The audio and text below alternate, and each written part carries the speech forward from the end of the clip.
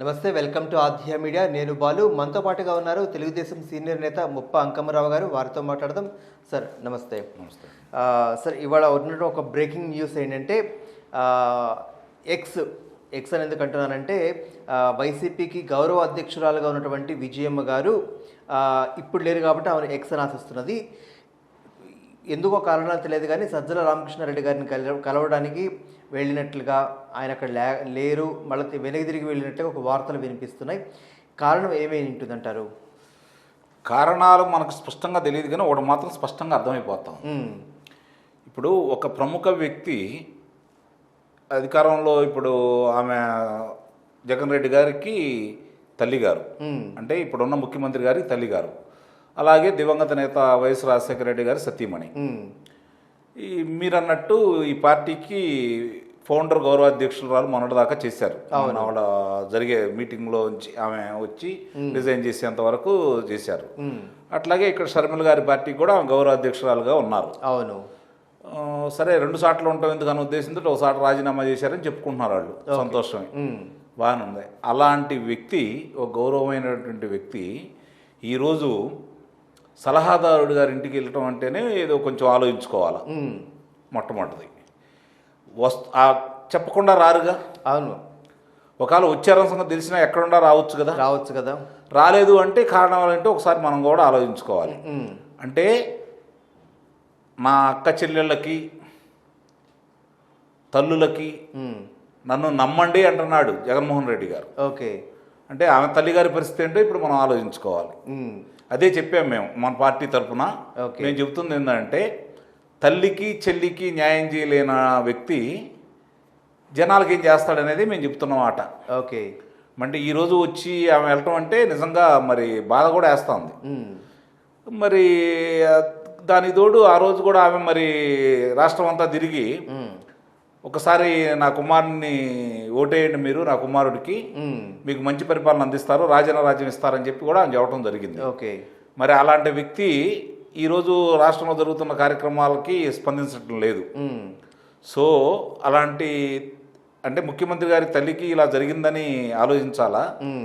ఈ రాష్ట్రాన్ని వదిలి వెళ్ళినందుకు, ఈ రాష్ట్ర సమస్యల గురించి పట్టించుకోనందుకు మరి ఆమె గురించి ఏమనాలో అర్థం కావట్లేదు మాకు కూడా. అంటే గతంలో తెలంగాణలో తీసుకున్నప్పుడు షర్మిల గారిని పోలీసులకు సంబంధించి జరిగినప్పుడు ప్రెస్ వాళ్ళు అడిగినట్లుగా ఏదైతే ఉందో జగన్మోహన్ రెడ్డి గారి గురించి అడిగితే అది నన్ను ఎందుకు అడుగుతున్నారు, జగన్ బాబుని అడగండి అని చెప్పేసి ఆమె అన్నటువంటి వీడియో మనం చూస్తున్న నేపథ్యంలో, కలవాల్సి ఉంటే లేకపోతే అవసరం ఉంటే జగన్మోహన్ రెడ్డిని కలవచ్చు కదా, ఎందుకు సజ్జల గారిని కలవడంలో ఆంతర్యం ఏంటి, లేకపోతే ఈయనకు చెప్పినా వినడానా, లేకపోతే ఆయనకి ఏమైనా మొరపెట్టుకోవాలన్నా, లేకపోతే తిరిగి పార్టీలోకి రావాలని రాయబారం కోసం ఏమైనా వచ్చారా, ఇట్లాంటి ఊహాగానాల మధ్య నడుస్తూ ఉంది. కానీ వాస్తవం మనకేమీ తెలియదు. సో దాని గురించి ఏమంటారు మీరు?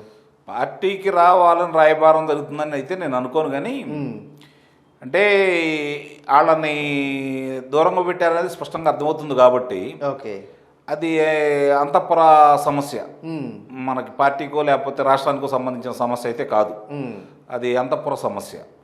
కాబట్టి దానికి సూత్రధారుడు వాళ్ళకి బాగా అనుకూలంగా ఉండి ఇప్పుడు నెంబర్ 2గా వెలుగుతున్న సజ్జల గారి దగ్గరికి వెళ్ళి మరి ఆమె ఏం చెప్పాలనుకున్నారో వాళ్ళకి తెలుసు. మనకి ఎట్లా తెలుస్తుంది? అది బయటకు వచ్చి మేము ఇది మాట్లాడాము, ఇట్లా జరిగిందని చెప్తే కదా ప్రజలకు తెలిసేది. సో అంతర్గతంగా ఉన్నాయి కొన్ని, బయటకు వస్తామనుకుంటే బయటకు వచ్చి మరి ఆయన ఉంటే ఇంట్లో కలిసి మాట్లాడితే ఏం జరిగేది, ఏమన్నా బయటకు వచ్చేదేమో. అవును, ఇప్పుడు ఆమె వస్తున్నప్పుడు కూడా ఆయన లేకుండా వెళ్ళారంటే వాళ్ళు ఏ విధంగా ఆలోచించుకుంటున్నారో మనం ఆలోచించుకోవాలి. అంటే తన ముఖ్యమంత్రి తల్లిగారు విజయం గారు చెప్పాలంటే సాక్షులు ఇంత ముందర ఆయన ఒక ఎంప్లాయీగా ఉన్నప్పుడు ఏ సజ్జల ఒకసారి మా ఇంటికి రాని ఆర్డర్ వేస్తే పరిగెత్తుకుంటూ వెళ్ళాల్సినటువంటి సజ్జల గారింటికి ఆమె వెళ్ళటం అనేది కొంచెం ఒక ఊహలకి కూడా అందటువంటి ఒక అంశంగానే మనం చూసుకుంటూ ఉండాలి. సో ఆర్డర్ వేయాల్సిన చోట దగ్గరికి వెళ్ళి ఈమె వెళ్ళటానికి జీర్ణించుకోలేని పరిస్థితి అయిపోయింది. అదేనండి, అదే నేను అంటుంది. ఇప్పుడు అలాంటి వ్యక్తికి ఎదురెళ్ళి స్వాగతం పలకాల్సి, ఆమె ఎక్కడుంటే అక్కడికి వెళ్ళి కలవాల్సిన వ్యక్తి కూడా ఆమె స్వయంగా వాళ్ళ ఇంటికి వస్తే కలవట్లేదంటే ఏదో జరుగుతుంది మొత్తానికి. ఓకే, అంటే వాళ్ళు ఎంత, ఇప్పుడు డైరెక్ట్గా ఆయన జగన్ రెడ్డి గారి ఇంటికి వెళ్ళి ఆమె అక్కడ పిలిపించుకోవచ్చు. అంటే కొడుకు దగ్గర కూడా వెళ్లకుండా, ముఖ్యమంత్రి గారి దగ్గరికి వెళ్లకుండా, కోడలను చూడకుండా సజ్జల గారి ఇంటికి ఎందుకు వెళ్ళారు అనేది కొంచెం ఇప్పుడు ఆలోచించుకోవాల్సిన విషయం. ఓకే.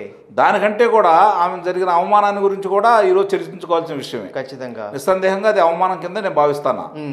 ఎందుకంటే ఇప్పుడు వాళ్ళకేం జరిగింది అనేది తీసి పక్కన పడేస్తే రాజశేఖర రెడ్డి గారు సత్యమణి, జగన్ రెడ్డి గారి తల్లి గారు ఒక ఉద్యోగస్తుడి ఇంటికి వెళ్ళడమే విచిత్రం.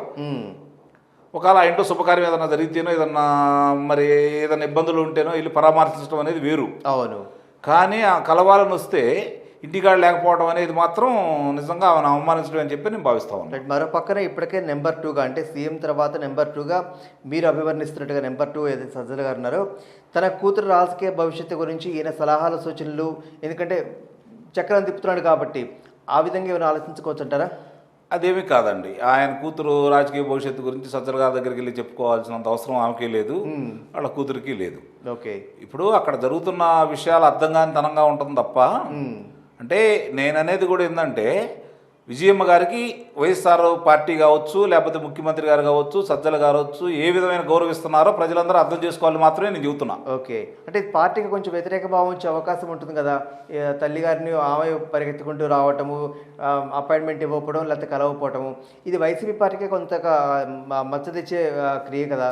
ఇప్పుడు మేము వైఎస్ఆర్ అభిమానులం, అంటే రాజశేఖర రెడ్డి గారి అభిమానులం, ఆయన కోసమే జగన్ రెడ్డి గారికి మద్దతు తెలుపుతున్నాం అని అనుకునేవాళ్ళు, వైఎస్ రాజశేఖర రెడ్డి గారి ద్వారా లబ్ధి పొంది ఈరోజు ఆ పార్టీకి మద్దతు తెలుపుతున్నాడు కూడా ఆలోచించుకోవాలి దీని గురించి. అవును. అంటే వైఎస్ రాజశేఖర రెడ్డి గారి భార్యకి జరుగుతున్న ఏంటో ప్రత్యక్షంగా ఇది మన సాటుమాడే వ్యవహారం కాదు కదా. ఏం జరుగుతుందో మీ అందరూ చూస్తున్నారు కాబట్టి ఒకసారి తిరిగి పునరాలోచించుకోండి, వారి మనస్తత్వం లేదో మీకు అర్థమైపోతాయి. అంటే దీనికి సంబంధించి సీఎంఓ అంటే సీఎం క్యాంప్ ఆఫీస్ నుంచి కావచ్చు, లేకపోతే తాడేపల్లి ప్యాలెస్లో ఉన్నటువంటి వాళ్ళు కావచ్చు స్పందించే అవకాశం ఏమైనా ఉందా? జగన్మోహన్ రెడ్డి అసలు పట్టించుకోరండి వాళ్ళు, అస్సలు పట్టించుకోరు. కన్నతల్లిని కూడా పట్టించుకోరు. దాని గురించి మర్చిపోండి మీరు. ఓకే. అసలు అవన్నీ మీరు వాళ్ళ గురించి ఎక్కువగా ఆలోచించుకోరు, వాళ్ళు అసలు పట్టించుకోరు. Okay, right. థ్యాంక్ యూ అండి.